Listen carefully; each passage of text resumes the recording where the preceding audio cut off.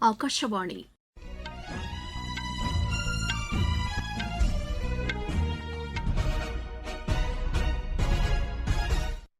செய்திகள் வாசிப்பவர் வடிவழகி கபிலன். தலைப்புச் செய்திகள்: தேர்தல் நடத்தை நெறிமுறை மீறல் தொடர்பாக பெறப்பட்ட புகார்களில் 96% உடனடி தீர்வு காணப்பட்டதாக தேர்தல் ஆணையம் கூறியுள்ளது. மகளிர் நலனுக்கு எதிராக திரிணாமுல் காங்கிரஸ் செயல்படுவதாக பிஜேபி குற்றம் சாட்டியுள்ளது. தொழில் வளர்ச்சியிலும் தொழில்நுட்ப பயன்பாட்டிலும் ஒடிசா புதிய அத்தியாயத்தை தொடங்கியுள்ளதாக மத்திய அமைச்சர் திரு அஸ்வினி வைஷ்ணவ் கூறியுள்ளார். செமி கண்டக்டர் கொள்கையை தில்லி அரசு வகுத்து வருவதாக முதலமைச்சர் திருமதி ரேகா குப்தா தெரிவித்துள்ளார். இந்தியாவுக்கு எதிரான இரண்டாவது மகளிர் டுவெண்டி கிரிக்கெட் போட்டியில் தென்னாப்பிரிக்கா வெற்றி பெற 148 ரன் என்ற இலக்கு நிர்ணயிக்கப்பட்டுள்ளது. இனி விரிவான செய்திகள். தேர்தல் நடத்தை நெறிமுறை மீறல் தொடர்பாக பெறப்பட்ட புகார்களில் 96%க்கு உடனடி தீர்வு காணப்பட்டதாக தேர்தல் ஆணையம் கூறியுள்ளது.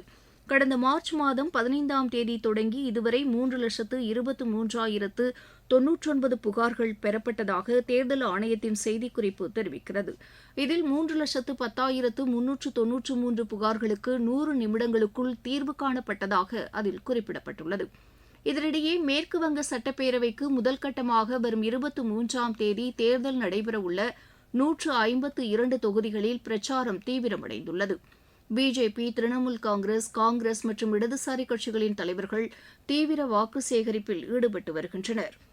ஆளும் திரிணாமுல் காங்கிரஸ் அரசு ஊடுருவல்காரர்களுக்கு ஆதரவாக செயல்படுவதாக பிஜேபி மூத்த தலைவரும் பிரதமருமான திரு நரேந்திர மோடி கூறியுள்ளார்.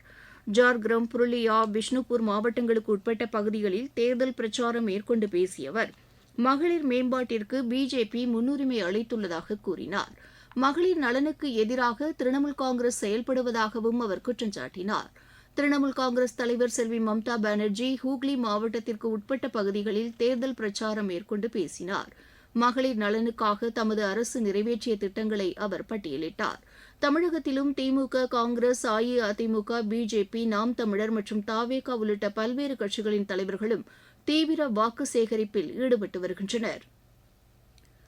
மகளிர் இடஒதுக்கீட்டினை செயல்படுத்த மத்திய அரசு மேற்கொண்ட முயற்சிகள் குறித்து காங்கிரஸ் கட்சி தவறான தகவல்களை பரப்பி வருவதாக மத்திய அமைச்சர் திரு பிரஹலாத் ஜோஷி குற்றம் சாட்டியுள்ளார்.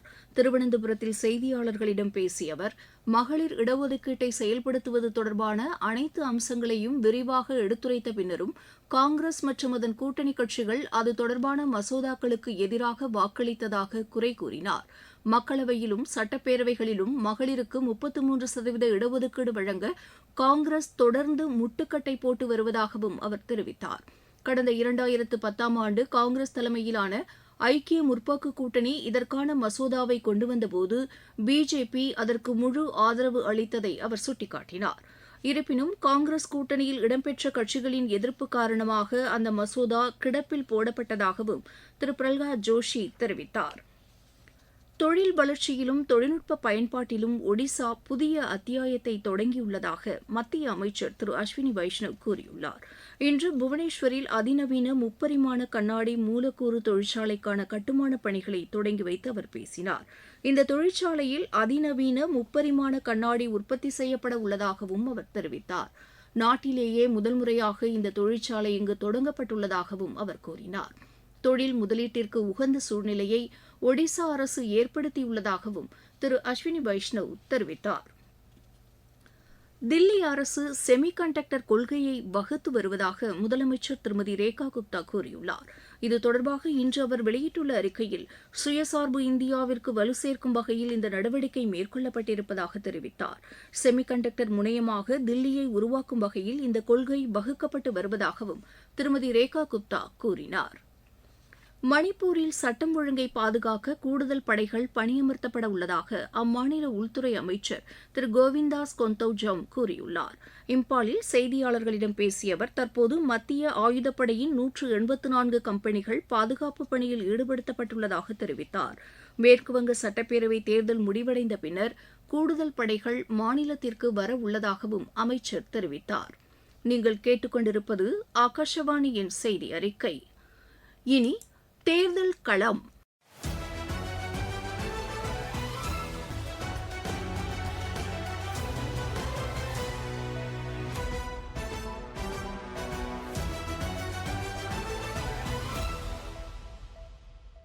தமிழக சட்டப்பேரவைத் தேர்தலையொட்டி தொகுதி வாரியாக எமது செய்தியாளர் வழங்கும் இந்த தொகுப்பில் இன்று இடம்பெறுகிறது திருச்சி மாவட்டம்.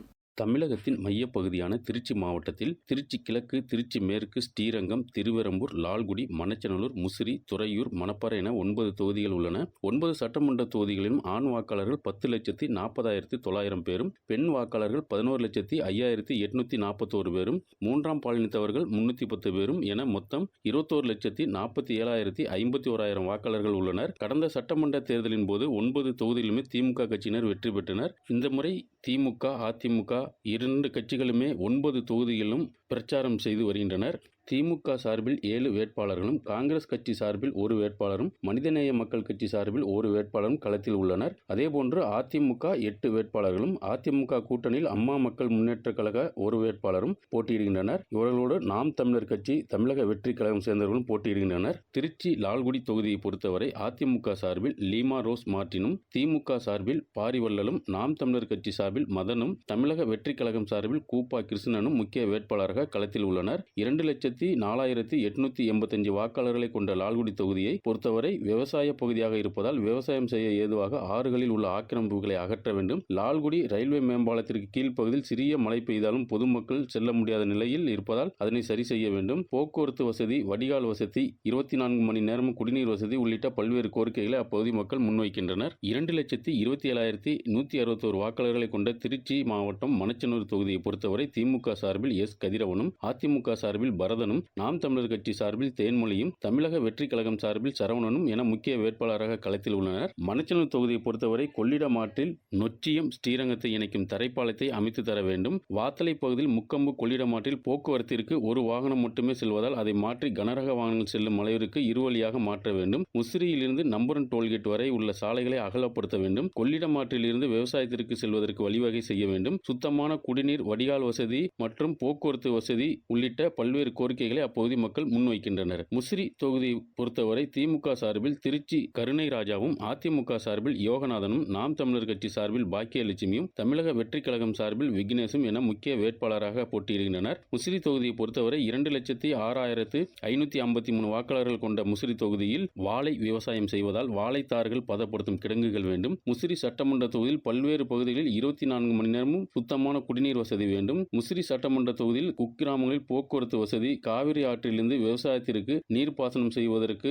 வழிவகை செய்து தர வேண்டும் என அப்பகுதி மக்களும் விவசாயிகளும் கோரிக்கையாக வைக்கின்றனர். 2,02,720 வாக்காளர்களை கொண்ட திருச்சி துறையூர் தொகுதியை பொறுத்தவரை அதிமுக சார்பில் சரோஜாவும், திமுக கூட்டணி கட்சியில் காங்கிரஸ் கட்சியின் லெலின் பிரசாத்தும், நாம் தமிழர் கட்சி சார்பில் கௌசல்யா சுரேஷும், தமிழக வெற்றி கழகம் சார்பிலும் களம் காண்கின்றனர். திருச்சி துறையூர் தொகுதியை பொறுத்தவரை பச்சைமலையில் வாழும் மக்களுக்கு அடிப்படை வசதிகளான போக்குவரத்து வசதி, சாலை வசதி, மின் வசதி, குடிநீர் வசதி பல ஆண்டுகளாக இவர்களுக்கு இந்த கோரிக்கை உள்ளது. அது முக்கியமாக அதை நிறைவேற்ற வேண்டும் என அப்பகுதி மக்கள் தெரிவித்து வருகின்றனர். அதேபோன்று சொரத்தூர், கீரனூர், கொட்டையூர், ஆதனூர் உள்ளிட்ட பல்வேறு கிராமங்களுக்கு 24 மணி நேரமும் குடிநீர் வசதி, சாலை வசதி, போக்குவரத்து வசதி செய்து தர வேண்டும் என அப்பகுதி மக்கள் கோரிக்கை வைத்துள்ளனர். மாவட்டத்தில் 100% வாக்குப்பதிவை உறுதி செய்யும் விதமாக திருச்சி மாவட்டத்தில் பல்வேறு விழிப்புணர்வு நடவடிக்கைகளை மேற்கொண்டு வருகின்றனர். திருச்சியிலிருந்து கதிரவன்.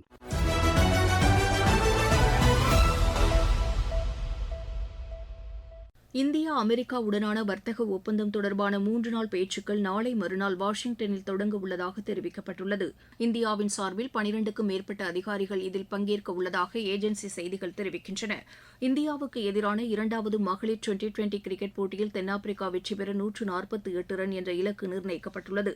டர்பனில் நடைபெற்று வரும் இப்போட்டியில் டாஸ் வென்ற தென்னாப்பிரிக்கா முதலில் பந்து வீச தீர்மானித்தது. இதனையடுத்து பேட் செய்த இந்தியா நிர்ணயிக்கப்பட்ட 20 ஓவரில் 147 ரன் எடுத்து ஆட்டமிழந்தது. ஷஃபாலி வர்மா அதிரடியாக ஆடி 38 பந்துகளில் 57 ரன் குவித்தார். சென்னையில் நடைபெற்று வரும் சர்வதேச ஸ்குவாஷ் போட்டியில் இந்தியாவின் சூரஜ்குமார் சந்த் இறுதி ஆட்டத்திற்கு முன்னேறியுள்ளார். உலகக்கோப்பை ஜூனியர் துப்பாக்கிச் சுடும் போட்டி எகிப்தின் கெய்ரோவில் இன்று தொடங்கியது. மீண்டும் தலைப்புச் செய்திகள். தேர்தல் நடத்தை நெறிமுறை மீறல் தொடர்பாக பெறப்பட்ட புகார்களில் 96% உடனடி தீர்வு காணப்பட்டதாக தேர்தல் ஆணையம் கூறியுள்ளது. மகளிர் நலனுக்கு எதிராக திரிணாமுல் காங்கிரஸ் செயல்படுவதாக பிஜேபி குற்றம் சாட்டியுள்ளது. தொழில் வளர்ச்சியிலும் தொழில்நுட்ப பயன்பாட்டிலும் ஒடிசா புதிய அத்தியாயத்தை தொடங்கியுள்ளதாக மத்திய அமைச்சர் திரு அஸ்வினி வைஷ்ணவ் கூறியுள்ளார். செமி கண்டக்டர் கொள்கையை தில்லி அரசு வகுத்து வருவதாக முதலமைச்சர் திருமதி ரேகா குப்தா தெரிவித்துள்ளார். இந்தியாவுக்கு எதிரான இரண்டாவது மகளிர் டுவெண்டி கிரிக்கெட் போட்டியில் தென்னாப்பிரிக்கா வெற்றி பெற 148 ரன் என்ற இலக்கு நிர்ணயிக்கப்பட்டுள்ளது. இத்துடன் இந்த செய்தி அறிக்கை நிறைவு பெற்றது.